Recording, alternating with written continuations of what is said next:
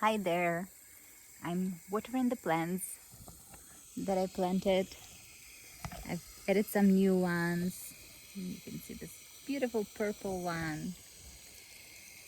And that's supposed to be the sage that has yellow flowers. So just giving them some love and some water. I can see that they're doing well.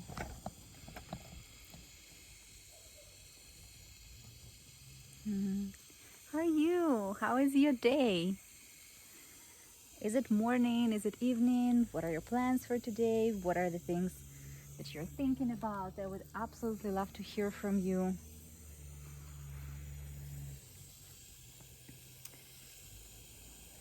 The retreat is over. I am very tired. I used to wake up in the morning around 4:35 and then just all this routine fell apart. And so when I do need to wake up at 5 or 6, I get very tired toward the end of the day.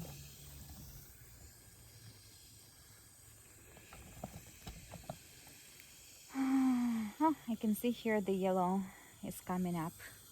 Let me see if I can show you. Do you see here? Over here. So it's going to be opening even more. And the smell is, you know what, that's interesting. It said sage, but the smell is not like sage. Yeah, it doesn't, at least when I touch the leaves like that, it doesn't feel like the smell of sage. Let's see what happens if I smell it.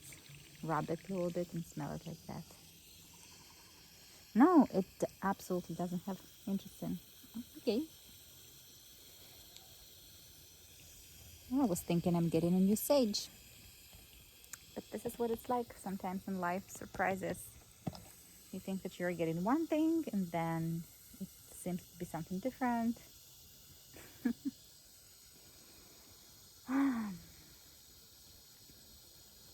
Listen, I just really wish you were here to see this and to experience it. It is a big frustration for me that I did not seem to capture the beauty of this place on camera. Probably also because I don't have a good enough camera to do that. So maybe it will come one day. It is very beautiful to be here when the stars are in the sky. Very, very beautiful. So, so many stars. And it's quiet. And for me, very, very pleasant kind of a quiet. Soft and gentle.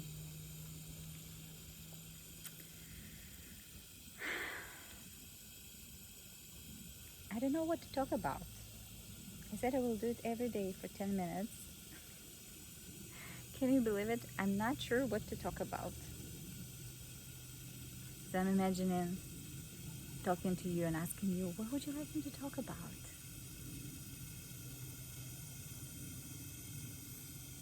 And I'm imagining that you're asking me to talk about love. It's possible I'm projecting.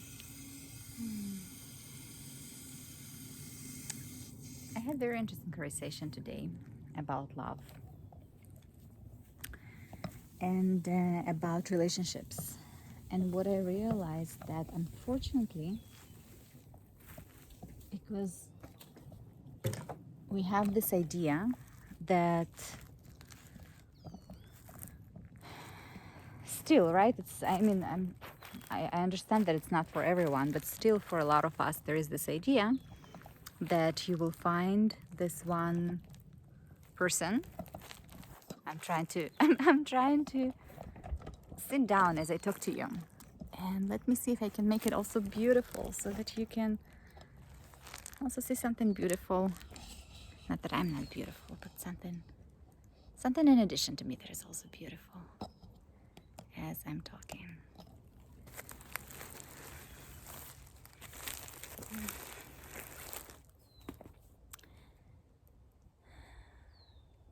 I just realized that we often make choice of our partner not from place of a deep adoration.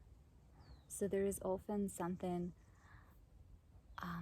in addition that comes into account. It's not just I'm choosing the person that I'm with only because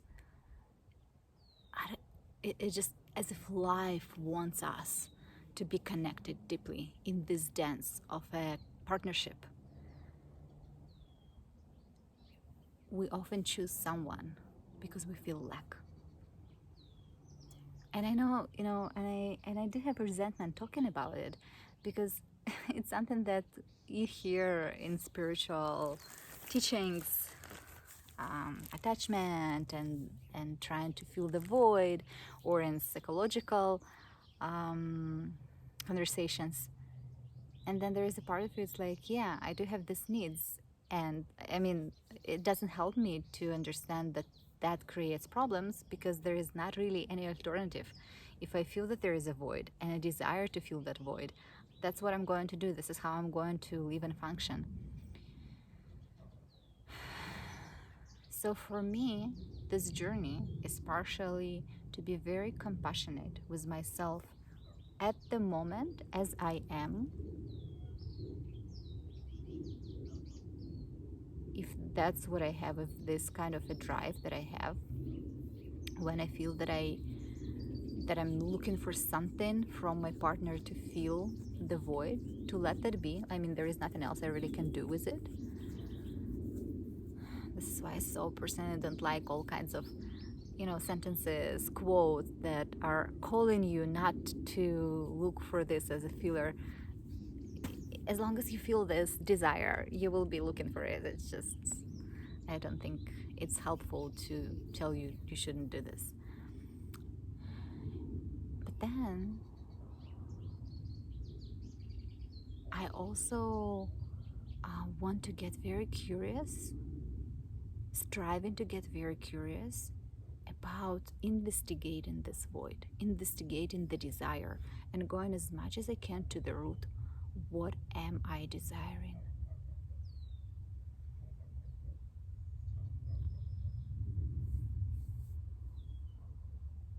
You know what I realized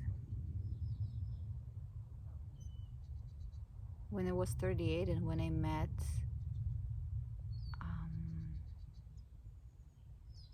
my current partner,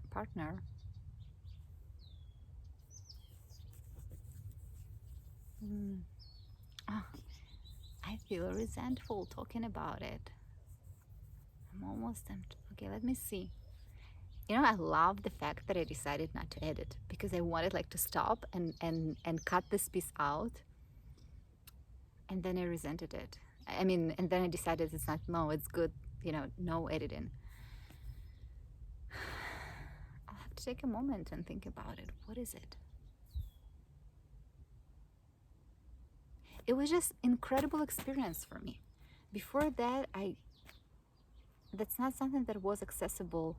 And at the moment when I realized I do not need another person, I do not need a partnership, I just do not need this. I can experience this partnership inside of me. I can experience this merging with love, because this is what in my depth, this is what I wanted. I just wanted to be loved and adored all the time, right? So that's another interesting thing. So first you want to investigate this desire, and then we normally judge ourselves because we are starting to tap into this humongous desire to be loved and adored all the time, and then we begin to reject and push away this part. But the thing is, this is there's nothing wrong with it. The opposite, it is leading us to the next logical conclusion that the only person that possibly can do this is me, because I'm the only one who is present with me 24/7. This is it. And then that's when the journey begins to, it just becomes kind of irrelevant. Maybe there is in parallel desire for partnership if that's something that in your soul and your soul wants to experience and live through. But what happened for me is that I realized that it's just like that kind of partnership is not found in any external activity or search, or it's nothing in the external. It's almost like the deeper I go into that union inside of me, into that union with love and adoration inside of me, and I begin to brew in this like in a like in a soup, then that will come into fruition in meeting the kind of a person with whom I experience this kind of a deep adoration. And then, oh my goodness, it's just so different from any other relationship. There is almost no need from another person really to be something or do something. I mean, of course, it's almost like the traits that are present, the dynamic that is present, it fuels that adoration as well, for me personally, right?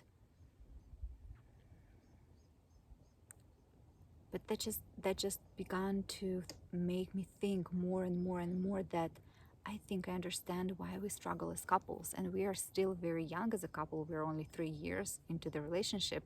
I would love to talk to you in 20 years from now and see what happens, in 40 years from now and see what happens. But I can see now for the first time how truly, authentically monogamy can work. It's just because you're so freaking in adoration of this person and you see the infinity in them. So the desire to go into the interaction is kind of for infinity. And it's a very embodied experience. It's not in my mind. It's not something that it's a beautiful idea the way it was for me before. So I can talk about it forever. I actually love this topic, even though I have a lot of reservations talking about it. And if you're curious about it, or if you just want to say what you think, I would absolutely love to hear. I love you very much. Have a lovely day. Big, big hug.